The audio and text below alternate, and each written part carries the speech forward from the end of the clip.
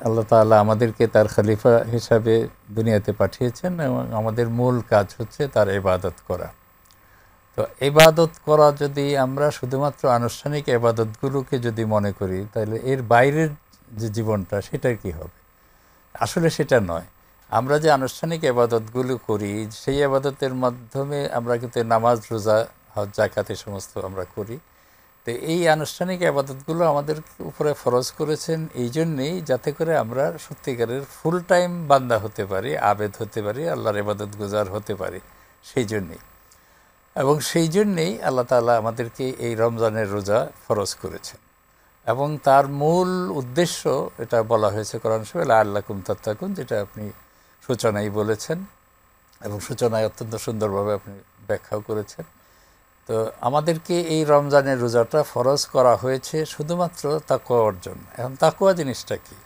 এই তাকওয়া জিনিসটা, এইটাকে নিয়ে আমরা নানান বিভ্রান্তির মধ্যেও পড়ি এবং এর দ্বারা আমরা অনেক সময় ভুল পথেও পরিচালিত হই।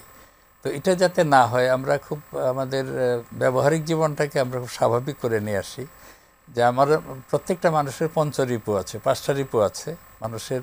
এই 5টা রিপু এবং যেই রিপুগুলো আমাদেরকে খারাপের পথে নিয়ে যায় এবং এই খারাপের পথে যে নিয়ে যায়, এর থেকে ফেরানোর জন্য যে আমাদের যে সমস্ত কাজগুলো, সেই কাজগুলো ঠিকমতো করার নামই হচ্ছে তাকওয়া। তার মানে নফসে আম্মারা থেকে নফসে লাওয়ামা, নফসে লাওয়ামা থেকে নফসে মুতমাইন্না, ওই পর্যন্ত পৌঁছায়। সুন্দরভাবে বলেছেন যে এইটা হচ্ছে এই তাকওয়ার দ্বারা। তাকওয়া শব্দটা হচ্ছে পরহেজগারি। পরহেজগারি মানে যে কোনো জিনিস থেকে বেঁচে থাকা। এই যে কোনো জিনিস যেটাকে ইমতিসাল বিআওয়ামিরিল্লাহ যেটা বলা হয়েছে, এবং ইজতিনাব আন নাওয়াহি, এবং এর থেকে বেঁচে থাকা। মা আতাকুমুর রাসূলু ফাখুযুহু ওয়া মা নাহাকুম আনহু ফান্তাহু।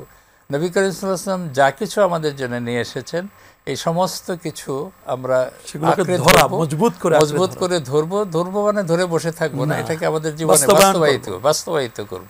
এই ধরাটা মানে আমার জীবনে বাস্তবায়িত করা, এবং যে জিনিসটা করতে নিষেধ করেছেন তার থেকে আমরা দূরে সরে যাব, অর্থাৎ আমরা সেটা কোনো সময়ই করব না।